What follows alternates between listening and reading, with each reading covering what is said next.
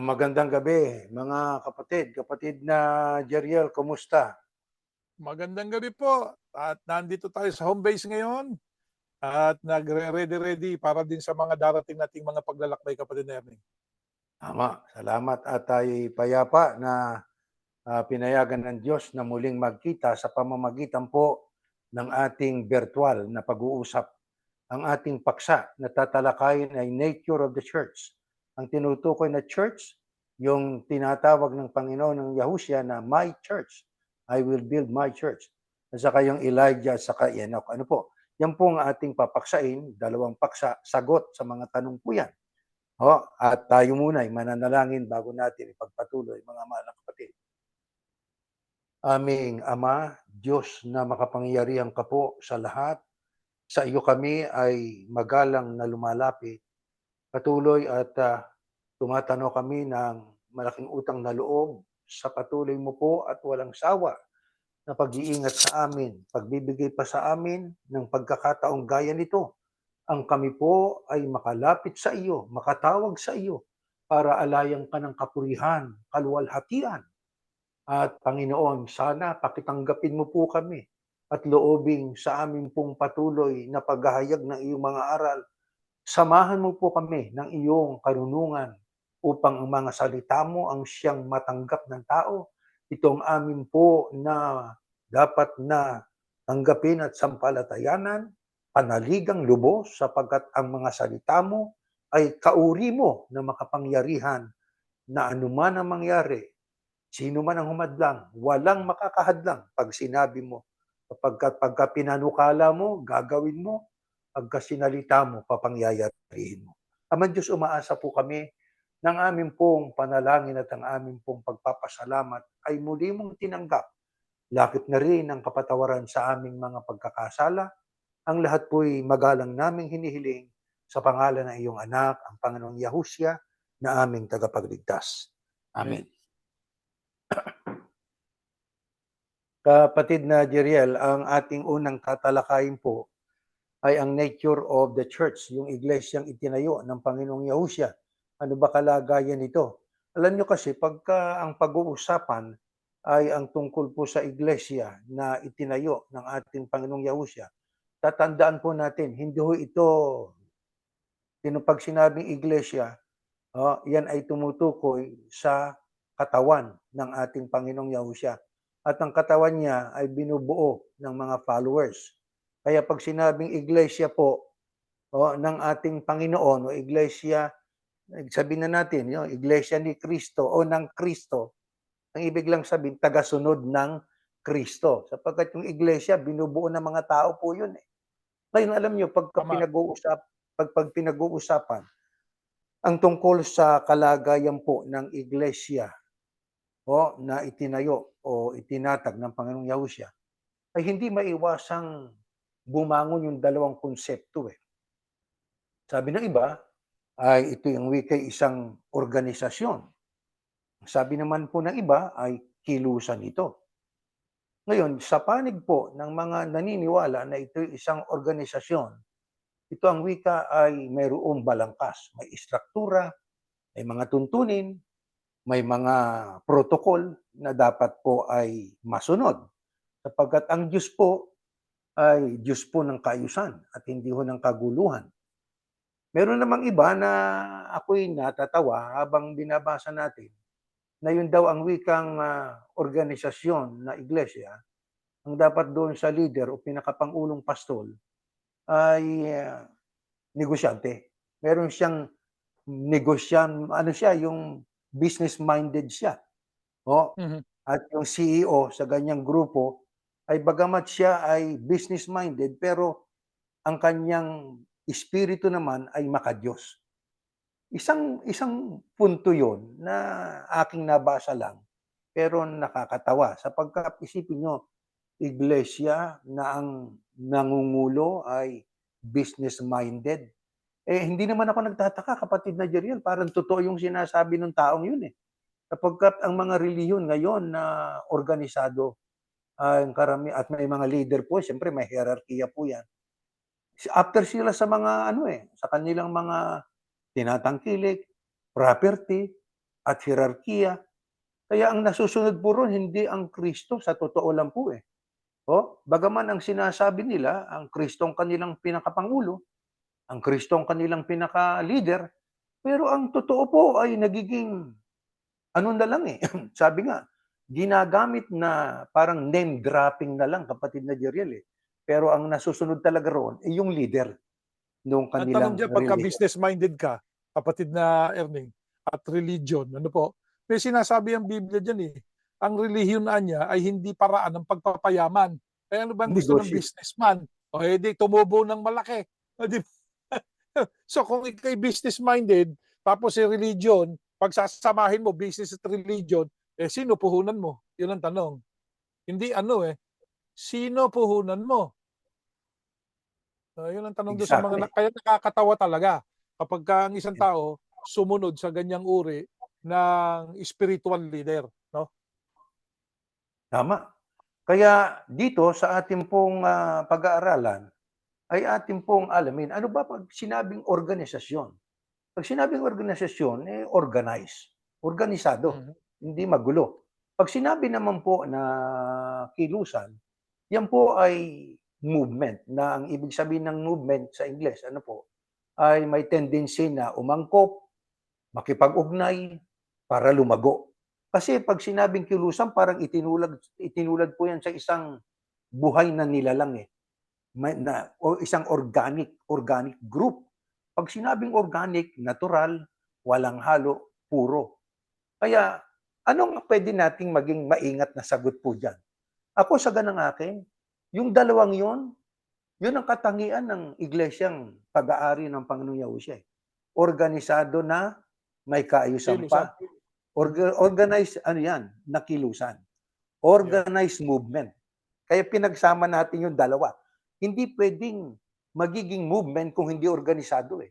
Kailangan organisado para maging movement din naman. Kaya hindi inseparable po yung dalawang yun, mga kapatid. Hindi natin puwedeng paghiwalayin yun. Kailangan po ay organisado na, may istruktura, pero may kalayaan na yung mga miyembro o mga followers ng Panginoong Yahushua ay may kalayaang umangkop at lumago. Kaya nga kilusan eh.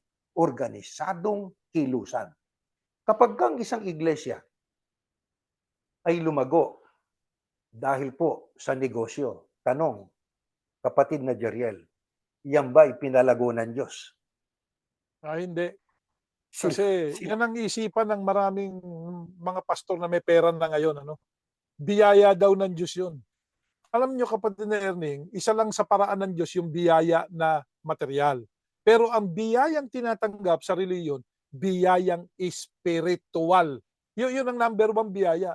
Yung material, sabi nga eh, na, di ba? Sabi, ah, isipin mo ang sa Diyos, ano? Yun ang sinasabi, di ba? At ang Hmm. lahat ng mga bagay na ito ay idadagdag sa iyo. Yung material, dadagdag na lang sa iyo. O, di ba? Yun ang nakasulat. O, yun ang Karagdagan na lang yun. sinasabi. O, karagdagan lang yung material eh. So, kailangan mo yung material, pero hindi yun ang pangunahin. No? Ang pangunahin, yung spiritual. O, sabi nga, seek, ano yan? God's kingdom. Di Yeah. ba? Seek first O, the kingdom of God. Yeah. you seek first the kingdom of God. And everything na itong sa material, it will be added unto you. Eh, sa mga dyan eh, kailangan mo rin. Pero hindi naman tayo mga ipokrito na sasabihin natin, hindi natin kailangan eh. Pero sa pangangailangan ng tao, kapatid na Ernie, nung manalangin ng ating Panginoon Diyos, sabi niya eh, give us this day, ano yung kaduktong? Our daily bread. Oh, gano'n bang karaming tinapay kakainin mo, kapatid na Ernie, buong maghapon? Isang truck. Baka, baka tumaas naman ang sugar natin kung napakaraming tinapay. Kaya nga, kaya kailangan daily bread, yun ang kailangan mo, yung kailangan mo sa araw na yun, ibibigay ng Diyos. Kaya ang pangunahin sa isang lingkod ng Diyos, yung spirituality ng mga tuturuan, ng mga magiging tagasunod ng Kristo. Kaya hindi mo na kailangan gamitin yung pagiging business-minded mo. Exactly. Eh kaso nga po, ang nangyayari, mga mahal na kapatid, kung ating ididilat ang ating mga mata at nagbabasa tayo sa mga kasaysayan ng mga iba't ibang relihiyon, ano po, kapag ka ang nakita natin ay lumago ang isang relihiyon, Gaya po ng teksto natin noon, kapatid na Jeriel. Paano lumago ang mga Mormons?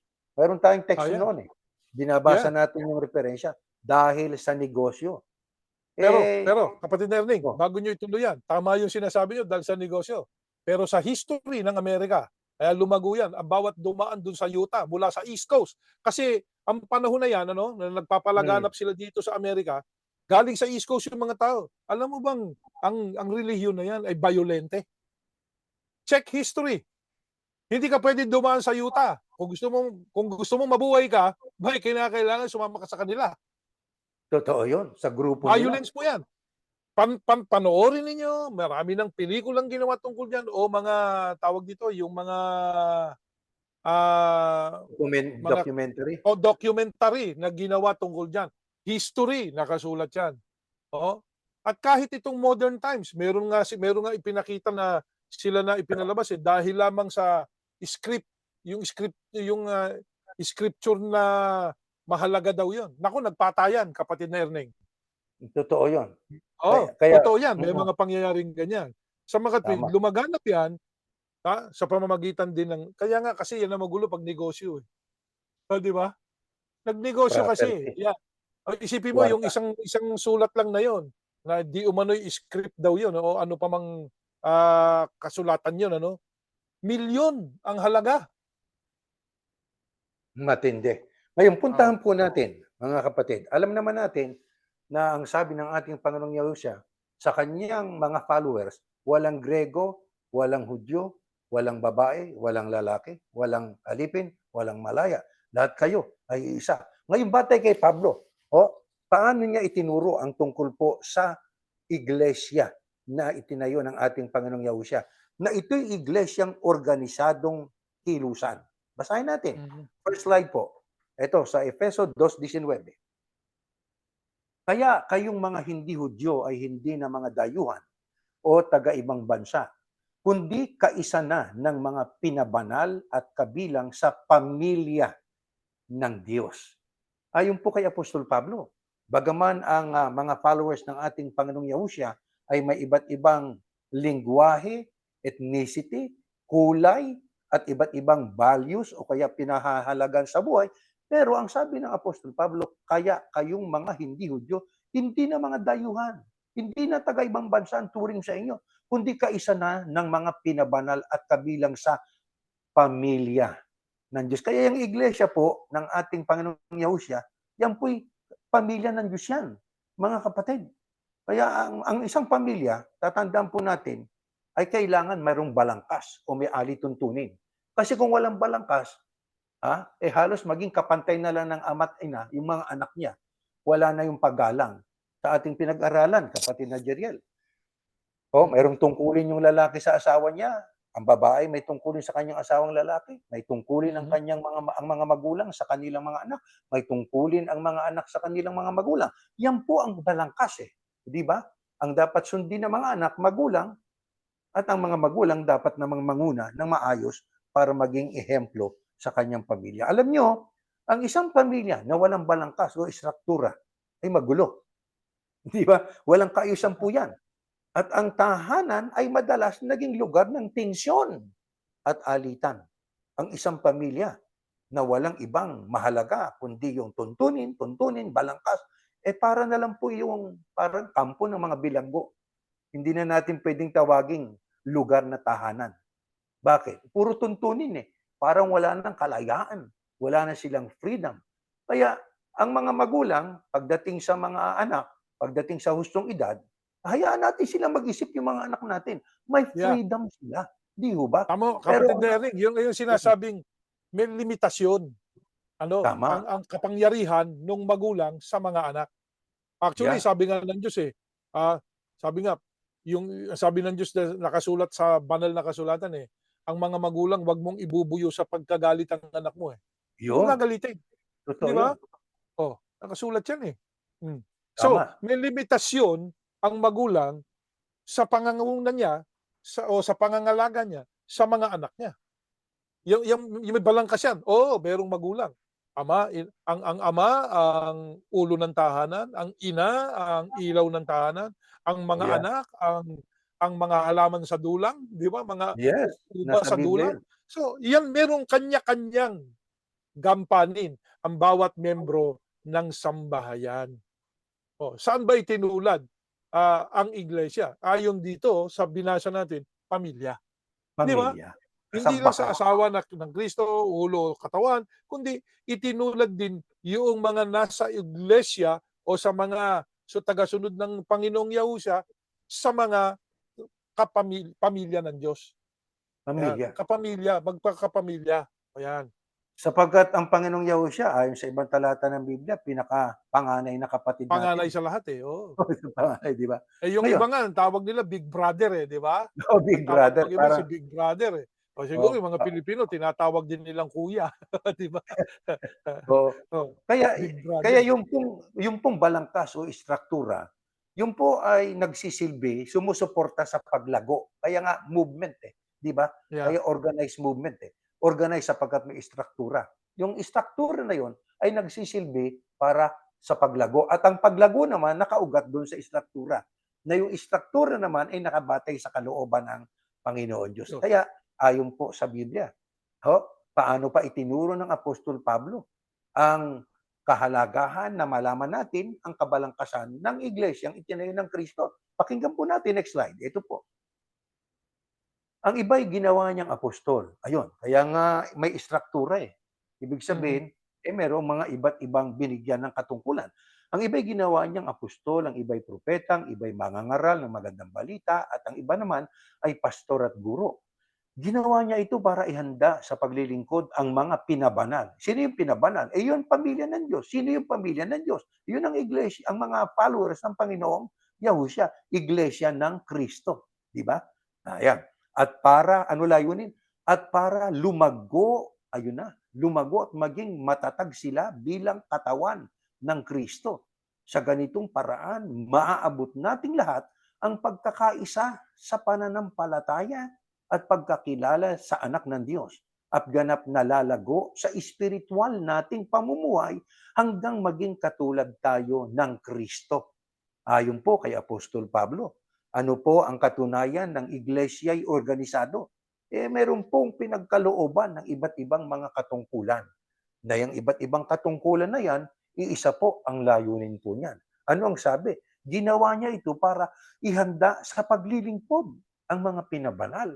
Sa makatuwid, ang iba't ibang istruktura o iba't ibang katungkulan sa samahan ng ating Panginoong Yahushua na itinatag niya, yan ang iglesia, binubuo ng mga followers yan, ay ginawa yung mga istruktura na yon para ihanda sa paglilingkod ang mga pinabanal. Ano layunin sa paglilingkod?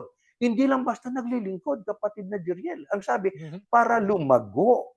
Kaya nga movement lumago. Maging matatag sila bilang katawan ng Kristo. Kaya mahina tayo pagka tayo po ay hindi kasama sa gawain yan. Matatag ka kung kasama ka dyan sa gawain na yan. Sa ganitong paraan ng wika, maaabot natin, meron palang pinaabot eh. Ano yon? Mhm. Yung lahat na magkaisa sa pananampalataya. Ayan. Mga katuwid, kaya may istruktura para tungo sa unity, doon sa ating layuning magkaisa sa pananampalataya at pagkakilala sa anak ng Diyos. Ang isang relihiyon na kung saan ay meron silang kanya-kanyang paniniwala. Ano, isang relihiyon yon, pero kanya-kanya silang paniniwala. Hindi ko nagkakaisa yon, kapatid na Jeriel. Yeah. Di ba? May kanya-kanya Ay, sila eh. pero ang ginagawa ng ibang pastor, pinipilit na magkaisa sa isang bagay. Ayun, Ayan, yun. 'di ba? Mm-mm. Pero bago natin ito, 'yang sinabi niya ano, naglagay ng istruktura ang Diyos. Yung mga apostol, mga propeta, mga ngaral, magtuturo yang mga 'yan, 'di po ba? Yeah, yeah. Yan yung Mhm. mangunguna sa paglilingkod nila sa Diyos, eh, 'di po ba? Tama. Yang mga inilagay na mga apostol, Balangkas ng propeta, mga katungkulan. ngaral. Yan. Alam niyo meron akong ise-share. Oh, Okay. katulad nung binanggit natin kanina, na ang sabi, ang mga magulang, "O wag mong ibubuyo sa pagkagalit ang inyong mga anak, kundi palakihin ninyo bilang mga Kristiyano." 'Di ba gano'n? Mhm. Tama. Palakihin ninyo sa mga aral, 'di ba? Sa makatwid, merong limitasyon. Ito bang mga apostol, propeta, mga ngaral may limitasyon din? O tingnan natin. Ito, I will share something na po So if they can give me makapag-share ako, there you go. So I can share. Kapatid na Ernie, ito'y karagdagan lang naman eh, no? Okay. Ayan, share natin ngayon yan. O, nakikita po ba ninyo kung ano nakasulat diyan? Ayan. Huwag kayong maghahari-harian sa mga mananampalatayang pinagkatiwala sa inyo upang alagaan. Ayan. Ha? Meron pong limit. Ha? Limitasyon. Yeah. Oh, may limitasyon yan. Huwag kayong maghahari-harian eh. Para kang hari, pakaway-kaway ka pa eh. Di ba? Yeah. Akala mo ikaw yung royal eh. Pag ganun eh. Meron nga isang tinanong eh, do you know the British Royal? Who was that? Ito, isang basketball player ito eh, no? Na coach ito. Mm. Ang sabi, tinatanong siya, do you know the Royals? Oh, there are only one royal that I know. Yahushua and Yahuwah. They Yun. are the royals. I don't know the royals that you're talking about. I have never heard about them. Sabi niya. And I don't know them. Kaya, ito, mga kapatid at mga tagapakinig, yung sinasabi ng Biblia, may balangkas, may kaayusan, pero may tagubilin doon sa mga mangangaral. Ano tagubilin? Hindi ka pwedeng mag-ari-harian. O, naglagay ka ng trono. Ano yan? Naging hari ka na. Pag sumasamba tayo nasa pinakagitna ka pa, iupuan mo pala yun. Di ba? Oh, isipin mo yan. Oh, kundi maging halimbawa kayo sa kanila. Ayan. Ayan po ang nakasulat. Yeah. Ayan po ang ma-share ko lang, kapatid na Erning. Tama. Kaya ayon pa sa Biblia, mga kapatid, ano ang layunin pa at kahalagahan ng balangkas o istruktura sa loob ng samahang itinatag ng Kristo? Next slide.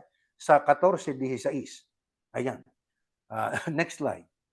Kapag naabot na natin ito, yung spiritual na pamumuhay, hindi na tayo tulad ng mga bata na pabago-bago ng isip at nadadala ng iba't ibang aral na mga taong nanlilin lang ng hangad ay dalhin ang mga tao sa kamalian.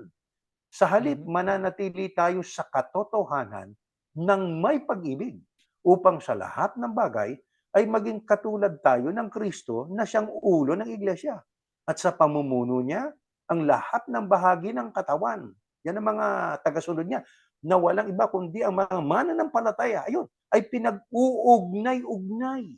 At ang bawat isa'y nagtutulungan.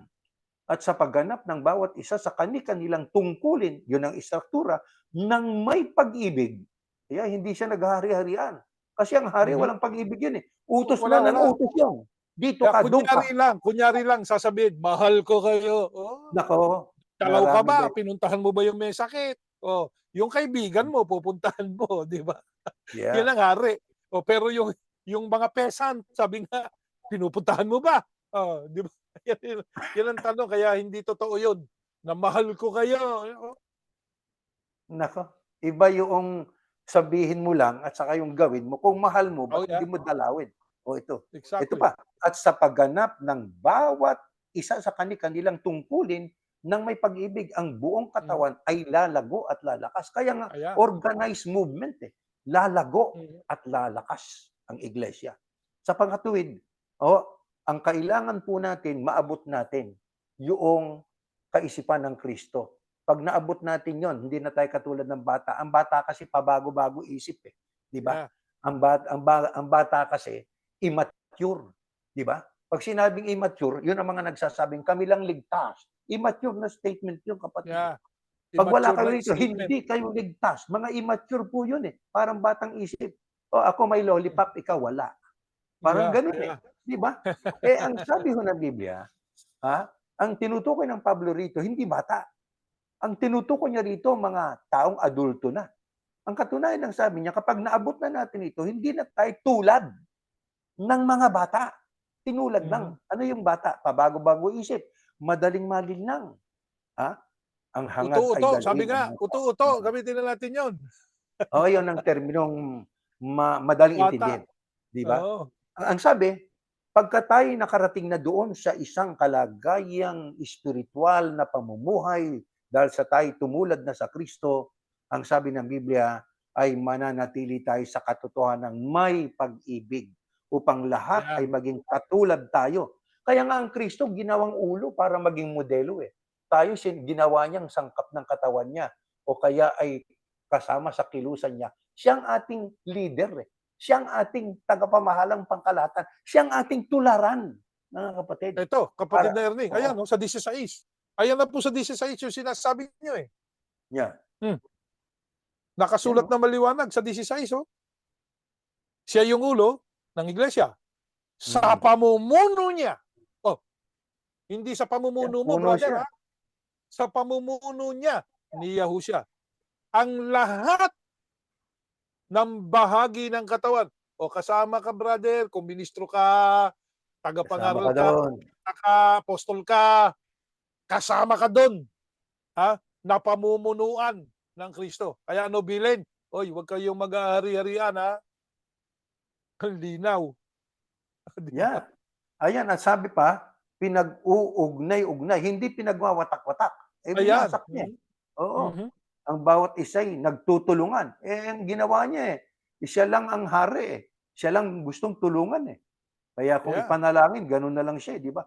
Basbasan, palakasin, kung siya ang kung siya'y may sakit, ibigay na lang sa amin. Mayro'n pang nanalangin gano'n, eh. Naku, Aha. talaga namang mga ministrong ito, Eh, hindi, oh. meron pa nga nagsasabi nung mamatay ang kapatid na Eranio Manalo, may ministrong nagsabi ng ganito, oh, Yeah. "Nagdaramdam ako sa Diyos." O Naku bakit? po, Eh, kinuha niya ang akala ko kasi ang pangako niya ang magdadala sa atin sa kaligtasan, eh, si kapatid na RD. naku po. Ministro 'yan, oo. Nasa sentral siguro ngayon 'yan, dati sa Amerika 'yan, eh. Oh, kung Yeah. naririnig mo 'to, yung pinagsasasabi mo, hahabulin ka. Bakit? Sapagkat narinig namin 'yan sa'yo. Oh, kaya kung narinig namin siya sa'yo, maling Sinisip pa niya. pangungusap 'yan, ha? Yeah. Kung 'yan ang ipakikita mo sa mga tagasunod ng Panginoong Yahusya, abe, parang mas mahalaga pa yung namatay na tagapamahalang pangkalahatan kaysa kay Yahusya. Yung Yeah, namatay 'yun ang ibig lang tagapamahalang sabihin nun. pangkalahatan mo, yeah. Yeah. Isipin mo magdaramdam ka sa Diyos, ha, dahil kinuha siya. Eh, nung namatay ang Kristo nagdamdam ka ba? Isipin mo 'yan, 'di ba? Hindi niya nasasabi tungkol sa Kristo, nagdamdam ako sa Diyos nung mamatay nung mabalitaan ko, nalaman ko sa panahon ko namatay ang Kristo, nagdamdam ako sa Diyos. Anong klaseng ministro 'yan, 'di ba? Oh, isipin mo 'yan Kaya kapatid nating, yeah, mapaganda lang ang papel, ah, yes.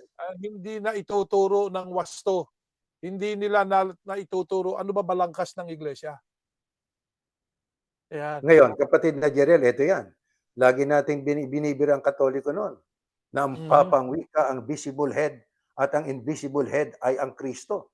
Eh, ganyan mhm. din ngayon sa Iglesia ni Kristo, eh. Oh, yeah, Ang pareho lang. invisible head ay ang Kristo, ang visible head ay yung ang tipi nila, o 'di ba? Ay hindi ho, ang namumuno ay ang Panginoong Yahusya.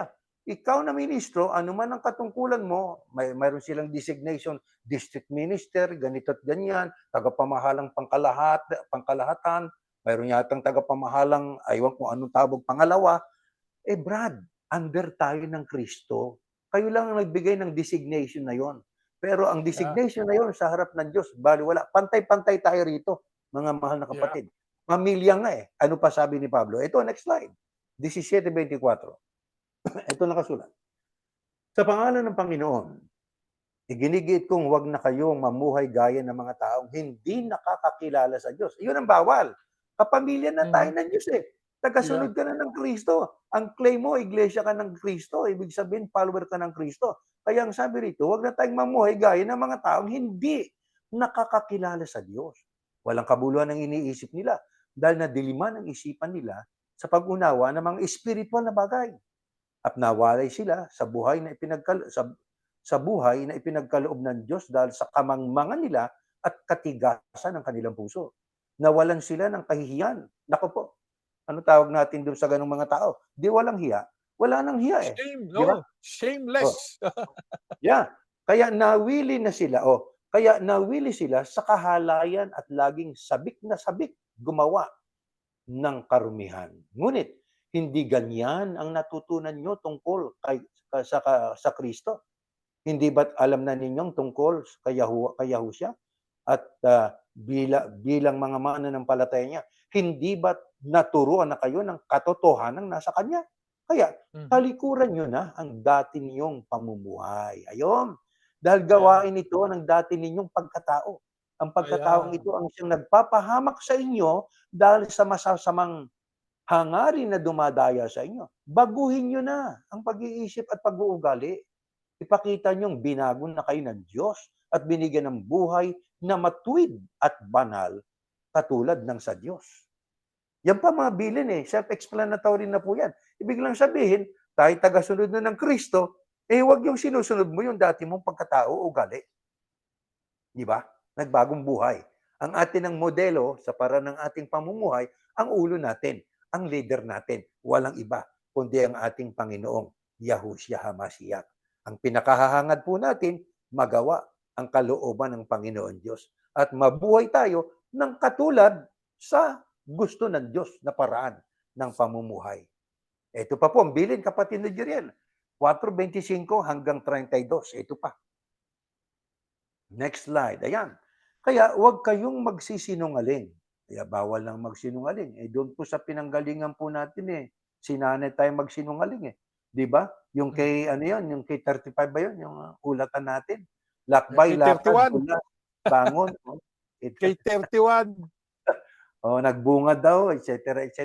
Kahit na ito ang wika ay hindi sumamba, kunwari, kakasabutin pa yung kalihim, para, hoy, ilagay mo sumamba yan para mabautismo na. Ano yan? Pagsisinungaling. Organisado, na samahan, ganyan ang mag-aari. Mabubuwal yan. Di ba? Kaya ang iglesyang samahan na ng ating Panginoong Yahushua sa mga tagasunod ng Panginoong Yahushua, bawal magsinungaling. Ang bawat isa ay magsabi ng katotohanan sa kanyang kapatid, mga kapatid, sa Kristo. Dahil kabilang tayong lahat sa iisang katawan. Nakita niyo ang Alam nyo, katwiran na yan? kapatid Erning, Mhm.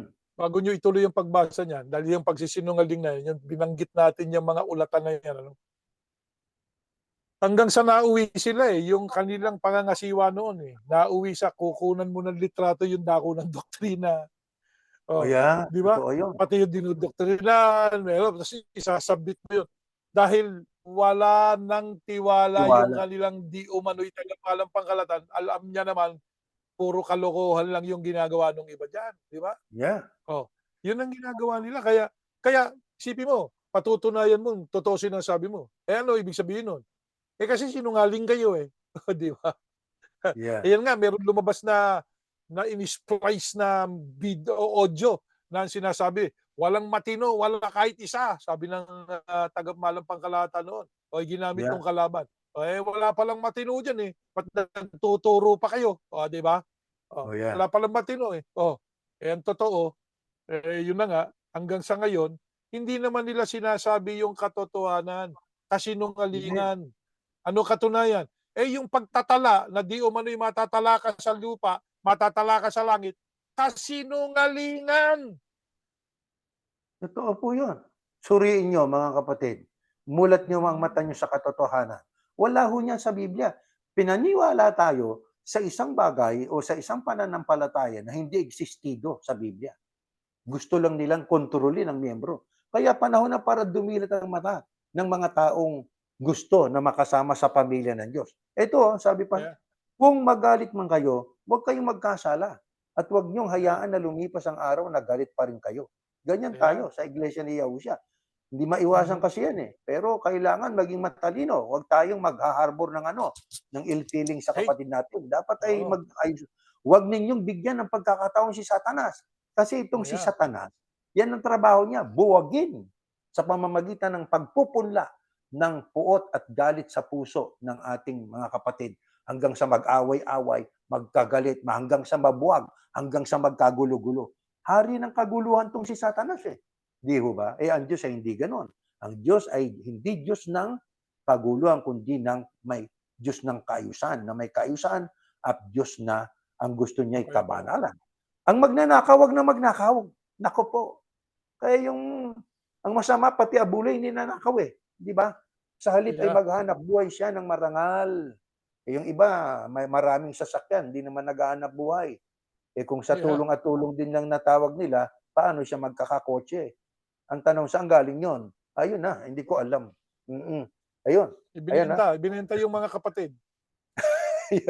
Makatulong din siya sa mga nangangailangan. Ayun. huwag kayong magsasalita ng masama kundi iyong makabubutit angkop sa sitwasyon para maging kapaki-pakinabang sa nakakarinig. Oh, maaaring sabihin ninyo, itong pinag-uusapan namin, tinatalakay namin ng Kajiriel, aplikable sa amin. Nang sabi, Aha. ha? Huwag magsasalita ng masama. Masama ba yung sabihin yung totoo? Aba, kailan naging masama? Yung pagsasabi ng totoo. Doon sa gusto sa yung ibigay kasinungalingan.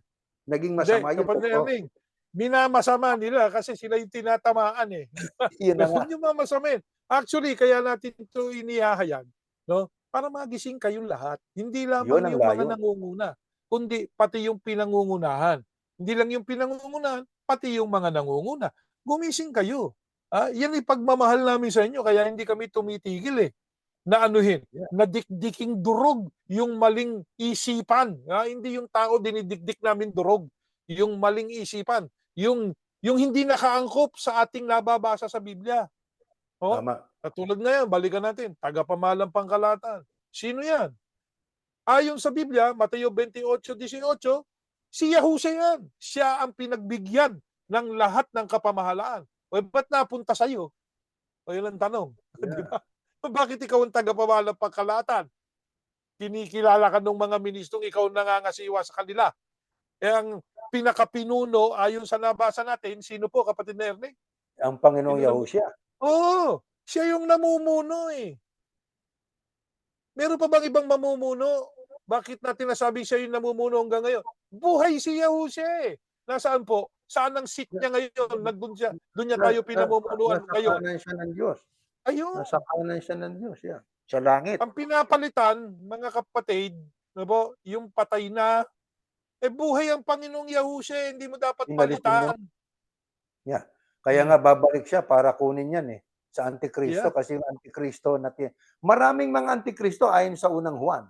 Pero may Mhm. huling Antikristo. O ngayon, ito pa. Huwag ninyong bigyan ng kalungkutan ng banal na espiritu ng Diyos sapagkat ang banal na espiritu ang siyang tanda na kayo sa Diyos. Ayun, huwag nating hapisin ang espiritu ng Diyos at siyang katiyakan ng kaligtasan niyo pagdating ng araw.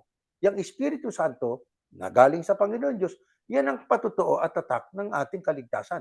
Alisin niyo ang anumang samaan ng loob, galit, pag-aaway, pambubulyaw, paninira sa kapwa, pati na ang lahat ng uri ng masasamang hangarin. Tandaan natin, maaaring sabihin nyo, paninira sa kapwa, ang aming ginagawa bang ito, paninira sa kapwa? Aba, hindi ho. Paano pa namin sisirain yung kapwa namin na alam namin sira naman ang gawain niya? Ito Itinutuwid. yan, kapatid na Diba? Erning. Ang ibig sabihin, hindi paninira sa kapwa. Paninira sa nakasisirang doktrina. Ay siguro, sinisira Mga punto natin yan. yung doktrinang taliwas. Yung wala sa Biblia, yung pinilipit ng mga ministro o ng mga pastor o ng mga pare o kung ano pa man. Pero, ito'y kalahating porsyento lang. Lagi namin sinasabi sa inyo yan. Yung aming sinabi, suriin po ninyo. Tignan ninyo kung yun nga ang nakasulat. Kapatid, mga kapatid at mga kaibigan namin, hindi tayo naninira. Kini-question natin yung doktrinang mali. Bakit mali para sa atin? Kasi hindi naaayon sa nakasulat eh. Yung Tama. konklusyon, hindi naaayon sa nakasulat. Isipin nyo, balikan uli natin, Mateo 18:18, pinagdidiinan namin yan. Ang itinatalian sa lupa, tinatalian sa langit. O, di ba? Nakasulat po ba yun, kapatid na Erning?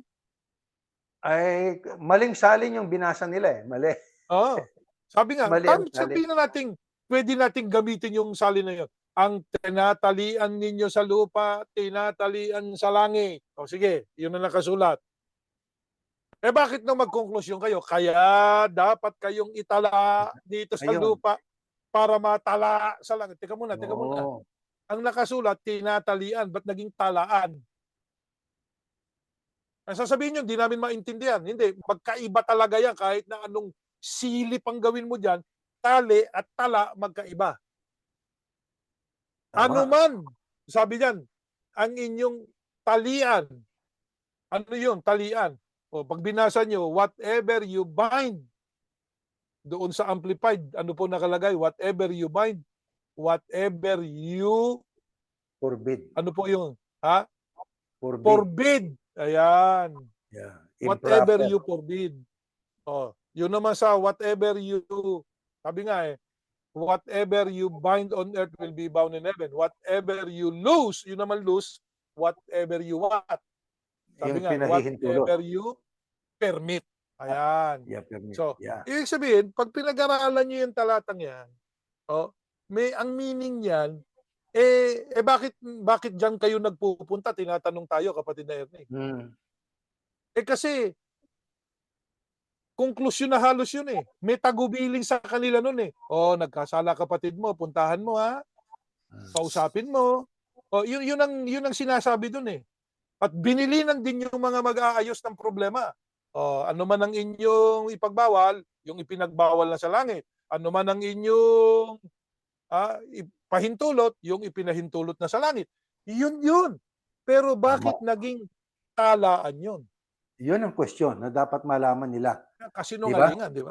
Oo, kasinungalingan. Ngayon, anong bili ni Pablo sa mga matatanda? Sapagkat ang tawag ng Biblia sa mga tagasunod ni Yahushua, yan ang katangian ng iglesia niya eh. Pamilya ng Diyos eh. Ito, pakinggan natin. 3:4-5. Timoteo. Next slide. Ganito nakasulat. Kailangan ding mahusay siyang mamahala sa pamilya niya. Ginagalang at sinusunod ng mga anak niya. Sapagkat kung hindi siya marunong mamahala sa sariling pamilya, paano siya makakapangasiwa ng maayos sa iglesia? Ngayon, ano bilin sa mga matatanda, sa mga elders? Mamahala, mahusay, mamahala sa kanyang pamilya. Alam natin, ang pamilya ay binubuo ng individual. Pero ang iglesia bilang pamilya ng Diyos ay binubuo ng maraming sambahayan. Tandaan natin, ang isang pamilya binubuo ng individual. Ama, ina, mga anak. Pero ang iglesia bilang pamilya ng Diyos, yan po'y binubuo ng maraming pamilya. Mga sambahayan. Di ba? Pero bagamat marami po yan, pero yung lahat ng yan ay nagkakaugnay-ugnay sapagkat iisa ang taglay na espiritu, alalaong bagay ang espiritu ng ating Panginoong Yahushua. Sa makatuwid, ang nature ng iglesyang itinayo ng ating Panginoong Yahushua na yan nga po ay ang iglesia ni Yahushua. Sapagkat binago na, pinalitan na ang pangalan at ang ipinalit ay Yahushua, pangalang may kaligtasan. Di po ba? Yan po ay isang organisadong movement o kilusan. Mga kapatid, hindi po stagnant yan. Tuloy-tuloy na lumalago, tuloy-tuloy ang kanyang pangangaral, tuloy-tuloy na lumalawak ang kanyang nararating. Tanong, may tanong pa sa atin, kapatid na Jerry. Bakit po pinayagan ng Diyos na hindi nagdanas ng kamatayan sina Enoch at saka sina Elias? Bakit hindi po si Abraham? Bakit hindi po si Moises? Bakit hindi po si Haring David? Bakit po si Enoch at saka si Elias? Basahin natin. Next slide. May tanong kasing ganun eh. Ayun. Ito, tungkol po ito kay kay Moises. Mula noon, wala nang propeta pa sa Israel na katulad ni Moises na nakakausap ni Yahuwah ng harap-harapan o ng harapan. Isinugo ng Panginoon ni Yahuwah si Moises para gumawa ng mga himala at mga bagay sa Ehipto laban sa Paraon, sa kanya mga opisyal at sa buong bansa. Wala nang nakagawa pa ng mga makapangyarihan at kamanghamanghang bagay na katulad ng ginawa ni Moises sa harap ng lahat ng Israelita. Ito'y katangian ni Moises na kaloob ng Diyos. Sabi nga, itong si Moises, kausap niya ang Diyos ng harap-harapan, kapatid na Jeril. Pero bakit hindi siya ang pinayagang umakyat sa langit ng buhay? Bakit siya namatay? Di ba? Si Abraham, tinawag na kaibigan ng Diyos. Bakit pinayagan ng Diyos siya mamatay? Dapat siya ay mas magandang pang siya ang dapat na umakyat ng buhay kaysa kay Enoch at kay Elias. Bakit natin kinokontra? Yan ang sagot ko bilang isa, no? Bakit natin kinokontra yung nakasulat? Si Enoch at saka si Elias. Yung tanong na bakit, gusto ng Diyos eh. Yun ang sagot naman natin, di ba? May katangian sila. Oo. Hindi mo alam yung katangian nila na alam ng Diyos. Yun lang yun. Ito ho yan. Basahin po natin. Bakit po? Anong isa sa katangian itong si Enoch at saka si Elias? Ba't sila lang? Bukod sa Kristo na tao ang Kristo. Alam natin eh. Puwera ang Panginoong Yahushua na nasa kanan ng Diyos. Sa langit ngayon. Eh bakit si Enoch at Elias? Ano ba katangian nila? Next slide. Ito nakasulat. Ayan. Pakibasa kapatid na Jeriel. Enoch walked in habitual fellowship with God 300 years after the birth of Methuselah and had other sons and daughters. So all the days of Enoch were 365 years. And in reverent fear and obedience, Enoch walked with God, and he was not found among men because God took him away to be home with him. Ayan. Yan ang Yun. katangian po ni Katangian nitong si Enoch. Enoch. Mhm. Lumakad siyang kasama ang Diyos. Ano ibig sabing lumakad? Ibig sabing literal? Aba, hindi ho. Ang paglakad ay uri ng kanyang pamumuhay. Ang sabi, Enoch walked in habitual fellowship with Yahuwah. 300 years after the birth of Methuselah. Sipin ninyo, nawala na. Ang sabi, and in reverent fear and obedience, Enoch walked with God. And he was not found among men because God took him away to be home with God. Eh, yan ang kalooban ng Diyos eh. E tingnan naman natin itong si Elias. Teka muna, bago natin basahin kay Elias, ito muna basahin natin. Hebreo 11:5. Ito pang patotoo. Next slide po. Ayan, By kapatid. faith, by faith that pleased God, Enoch was caught up and taken to heaven so that he would not have a glimpse of death. And he was not found because God had taken him. For even before he was taken to heaven, he received the testimony, still on record, that he had walked with God and pleased him. Yun. Ito yan, kapatid na yan. Bago natin ituloy, no, ang ating mga pag-aaral na ito, si Enoch, kinuha ng Diyos, hindi na namatay. Meron din sa ating magkakaganyan eh. Meron din. Yeah. Oh, meron Sa din. rapture. Pero ang choice ng Diyos, bago si Yahusha, itong si Enoch, kasama. Ito, kukunin ko to eh. Kasi he Yeah. walked with me at saka he Yeah. pleased me. Eh si, Yeah. bakit yan eh? Paano si Abraham? Eh wala na tayong tanong doon. Huwag na nating itanong yun. Hindi na natin Bakit? sakto Eh, yun. ito yung nakasulat eh. Ito yung Yeah. ginawa ng Diyos. So ito yung sinasampalatayanan natin. Bakit si Enoch? Sapagkat siya ang gusto ng Diyos na Ayun. dumating doon sa Period. langit bago pa yung iba. O, di ba? Tama. Period na noon. Ayun. Eh si Elias naman. Ito, next slide. O, sige, tuloy natin ang pagbabasa. As they continued along and talked, behold, a chariot of fire with horses of fire appeared suddenly and separated the two of them. And Elijah went up to heaven in a whirlwind. Naku, ipo-ipo. Di ba? Yeah. Yeah. Kakahilo siguro yun, no? Elijah. So, yeah. Kaya paano man naranasan niya doon, basta nakarating siya sa langit. Yeah. Elisha saw it and cried out, my father, the chariot of Israel and its horsemen. And he no longer saw Elijah. Then he took hold of his own clothes and tore them into two pieces in grief. Nalungkot si Elisha. Yung Elisha, Nalungkot si siya. Elias. Si Yung Elias. Elisha, si Eliseo. No? Eliseo. Elisha Yeah. is Eliseo. Si Yeah. Elijah, yan si Elias. Sino yung umakyat na kinuha ng Diyos sa pamamagitan ng whirlwind? Si Si Elijah. Elijah. Si Si Elias. Elias. Yeah. Hindi si Eliseo. Eh nalungkot si Hindi. Eliseo. Nalungkot Dahil siya. nalungkot siya, Pero, nawala yung si yeah. Elijah. Oo. Bago pa nang hawi pala yung dagat na panahon ni Moises, itong si Eliseo at saka si Elias, nahawi rin nila ang dagat sa Jordan eh. Yeah. Pagka binasa nila yung buong Ilog. chapter na yan. Ilog. Yeah, Oo. ilog ng Jordan. Yeah. Saka ilog ng Jordan.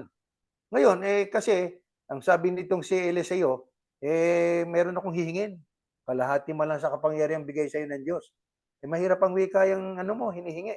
Pero pag nakita mo akong maakyat na, ibibigay ko sa'yo yung hinihingi mo. Kaya yung Yeah. balabal na iniwan ni Elias sa kanya, ay hinampas niya doon sa ilog ng Jordan. Nahawi rin yung ilog. Nakalakad din doon si Eliseo. Yeah. Ibig So hindi sabihin lang po si Moises ang gumawa niya, no? Magbasa Hindi lang, po hindi kayo lang. para makita po ninyo.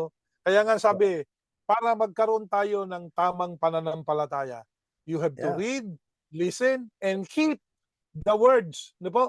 Kailangan magbasa po. Magbasa ng Biblia. Makinig. Tignan ninyo, maraming nagpipreach dyan eh. Makikita Yeah, niyo naman kung ang pinuturo nila talagang nasa Biblia o personal lang nila, eh. Di ba? Do'n sa exactly. iglesyang kinanggalingan natin, kapatid Erning, personal lang nung pamilya 'yon, 'di ba? Nung Yeah, nagkaroon na sila ng personal na kagustuhan na gagawin na nila, kaya bandang huli ng kanilang ano, nag-iba yung kanilang buong sambayan, eh. For yeah, a for a nawasak for a reason 'yan. Hindi papahintulot ng Diyos 'yan na ng walang magkaganyan dahilan. kung wala silang Yeah, nagawang yeah. na mali. Merong silang nagawang mali. Pero Ngayon ba't mm, natin sinasabi ito? Para magising yeah, tayo, 'wag nating gawin yung kamalian. Ano yung kamalian? Yun nga, isipin mo nagdeklara ka na ang Mateo 18:18 talaan na ang puwedeng magtala ikaw. 'Pag naku, itinala mo sa iglesia, tinatala mo rin sa bayan sa aklat ng aklat ng buhay. buhay, Na napakalaking claim niyan. powerful. Pinapaniwalaan mo Mm. yung milyon-milyong tao. Kasama Hmm. na tayo, kapatid na Erning. Oh, yeah. Matagal Oo, nating dinoktrina 'yan, tinuro sa kapwa natin. Ngayon yeah. tungkol po diyan sa kay Elias ano ho, may binabanggit ka din do'n sa kasi sa Revelation chapter 11 ano, yung two witnesses ano. Ang tanong natin Mm. ay may hula pa ba tungkol kay Elias? Na yang Elias na 'yan, yang yang kinuha sa magitan po ng ipo-ipo, yang whirlwind na 'yan. Basahin nga natin 'tong nakasulat sa Malakias, next slide. Eto, Ito nakasulat, 'yan. makinig kayo, bago dumating ang nakapangingilabot na araw ng aking pagpaparusa, isusugo ko sa inyo si Propeta Elias. Ayun, may umaangkin 'yan. Ah, Oo, mm. bago dumating yung pagpaparusa 'no, 'Yan ibabalik na. niya ang magandang relasyon ng mga magulang at mga anak. Ay, 100% ito, hindi ito yung pinanggalingan natin. Oo, 'yan, hindi 'yan. Upang Giniba yung pagdating mga ko ay hindi ko na isusumpa ang inyong bayan. O sa mga katwid, mayroong passage sa Biblia na isusugo ng Diyos si Elias, si Propeta Elias, para ibalik niya ang magandang relasyon ng mga magulang at mga anak. Ayon sa nakasulat. Ngayon, magsasapantaha ba tayo? Hindi tayo magsasapantaha. Diyan tayo sa nakasulat. Sino yung Elias na yan? Elias ang sinabi po diyan, kapatid na Erning, eh. Oo, 'yan din ang Tuturulin ba natin? yeah. Tuturulin ba natin ngayon na ang Elias na yan ay yung umakyat sa langit? Una, paano ka ibabalik kung di ka umakyat do'n? Iyon, 'yan ang punto ron. Yeah, 'Di ba? Isa yan. Isa sa mga tanong yan, pero hindi pa po namin pinisilyahan yan, hindi namin tinutuldukan yan, meron lang tayong mga katanungan. Sabi nga, bago dumating yung kapangipangilabot na isusugo sa inyo si Propeta Elias, ibabalik niya ang magandang relasyon ng mga magulang at mga anak upang pagdating ko, hindi ko na isusumpa ang inyong bayan. restoration 'yan. Yeah, Yan, restorasyon yan. So merong yeah. isusugong Elias. Ayan. Ngayon Ano yan? Si Elias bang umakyat sa langit yan? O espiritu ni Elias yan? Yan. yeah, Kailangan pa nating usisaing yeah, mabuti yan. mhm, tama. Ngayon, ang lahat ng mga ito, yung ating pinag-aralan na 'yan, oh, 'yan ay posible. Pero anong dapat nating sampalatayanan tungkol sa kung ang tayo man ay ika nga ay hindi nagdanas ng kamatayan sapagkat ako'y sumasampalataya na may aabutang buhay, katulad ni Elias, Yeah. inakyat na sa langit, nabuhay. Si Eliseo, si Enoch, inakyat na buhay sa langit, eh. Eh, meron din namang grupo talaga, grupo. Yung ayon sa Tesalonica, na sana'y kasama tayo roon. Buhay din na sasalubong Yeah. sa ating Panginoong Yahushua. Bakit natin dapat panaligan 'yan? Dapat natin panghawakan 'yan. Etong dahilan kasi, kapatid na Jeriel, eh. Next slide. Mhm. As Ayun. for God, His way is perfect. Ayan. Ayun, perfect The 'yan, word eh. of Yahuwah is proven. Mhm. Ha? May pruweba. He is a shield to all who trust in Him. Bakit natin dapat panaligan yan? Perfect po ang paraan ng Diyos, eh. Ang paraan ng Perfect. Diyos, perpekto. Ang salita ni Yahuwah o ang kanyang Napatunayan mga niya, may salita pruweba. ay proven na yan. Meron ng patotoo yan. Di po ba? May proven yan, eh. Proven na totoo yung salita ng Diyos, eh, mga kapatid. So, hindi tayo naniniwala diyan. Ano po anong magandang word para diyan? We have faith in that. Ayan, hindi lang basta paniniwala. Pananampalataya. We Yeah. have faith in the words of God. that it is already proven. That's why we have faith in it. It will certainly happen. Tandaan natin, ano, ang pagkakaiba ni Elias at ni Enoch, hindi na sila namatay. Hindi na. Ang Panginoong Yahushua umakyat na sa langit pero namatay muna. Namatay siya. Ah, Yeah. Kaya merong magiging katulad ni Yahushua eh. Patay na bubuhayin, aakyat sa langit. Meron ding makakatulad si Enoch at si Elias. Hindi inabutan ng kamatayan pero aakyat sa langit. Yun. Di ba? Yeah. Yan. Pag nakita nyo ang kabuuan ng Biblia, yung mga pangyayaring yan, magaganap yan ulit. Kung tayo inabutang buhay, hindi tayo namatay, sino na katulad natin, kapatid na Erneng? Si Enoch at saka si Elias, kapatid na Kung Jeriel. ikaw na may patay na ngayon, at ikay binuhay sa unang pagkabuhay, at sumalubong ka kay Yahushua, sino na katulad mo? Yahushua din ang ating Yung katulad nakatulad. ng At saka, yung pag-akyat ni Yahushua sa langit, namatay pero muna siya. pero may kondisyon, kapatid na Jeriel. Ayan, oo. Kailangan po tayo po ay nasa pamilya ng Diyos. Ng Diyos. Yun. Ayan, hindi pwedeng umiwalay doon sa pagsusugo ng Diyos eh. Kung nasaan yun, di ba? Ngayon, alam natin at sinasampalatayanan natin ang pagsusugo ng Diyos. Ano po, yan nga ang tatalakayin po natin, kasaysayan po ng kabuuan ng mga pagsusugo ng Diyos. Sa July, buong July, yan po ang ating tatalakayin. Pag-aaralan natin mabuti yung simula ng mga tagas ng pagkatatag ni Yahushua ng kanyang kilusan hanggang sa muli niyang pagbabalik, no? At sa paghuhukom ng Diyos. Yung pagbabalik po ni Yahushua sa ikalawang pagparito niya, paghuhukom niya yon. Pagbubukdin yung mga tupa at saka kambing. Pero ang Yeah. paghuhukom talaga na ibubulid na yung mga masasama sa dagat-dagat ng apoy, doon po yun sa after 1,000 years. Ang Diyos Exactly. po ang gagawa noon. Yun ang Yeah. white throne of God. Yan ang hindi na ituro sa atin noon sa iglesia. Kaya yung ating natutunan sa iglesia, patikim. Hindi kumpleto, kapatid na Erning. Yeah. Hindi kumpleto. Pinakain ka, hindi ka pinainom. Parang ganun eh. Di ba? Sa makatwid, dito matututunan natin ano ba talaga magaganap. Kaya napakahalaga po ng pananampalataya natin sa mga salita ni Yahuwah, sapagkat ang kanyang mga salita proven na perfecta. Tama. Bueno, salamat po ng marami sa inyong pakikinig at pagsubaybay at hanggang sa ating pong darating na mga pagsamba, patuloy namin kayong inaanyayahan na sana'y makadalo po tayo sapagkat yan po ang ating katungkulan sa ating Diyos na si Yahuwah. Hanggang dyan po at tayo po'y mananalangin na. Ama naming Yahuwah, marami pong salamat sa iyo sapagkat napakabuti mo sa amin. Inilalahad mo sa amin ang iyong mga panukala, ang iyong mga kagustuhan, ang magaganap upang kami po ay doon tumingin at alamin naming mabuti ang iyong mga panukala at ang iyong mga kagustuhan sa tao. Amen. Ama, nais mong kami maging tagasunod ng iyong bugtong na anak. Opo. Tulungan mo pong maunawaan naming ganap ang iyong mga kalooban. Makita namin ito sa pamamagitan po ng pagbabasa, Opo. pakikinig, at pagganap sa mga nakasulat. Tulungan Amen. po, Ama, na ang mga kaibigan namin, mga kamag-anak, magsaliksik din. Huwag Opo. pong masiyahan lang na makikinig sa mga nangangaral, kundi Opo. magbasa ng iyong mga kalooban. Sapagkat ang nagbabasa, ang nakikinig, at gumaganap, iyon ang iyong pinagpapala. Na ang pagpapalang ito, sumasampalataya kami, Ama, ay ang buhay na walang hanggan. Kaya Amen. pakitulungan mo po na matutunan pa naming lubos ang iyong mga kalooban. Opo. Magbasa kami ng marami. Magbigay kami ng oras sa pagsasaliksik.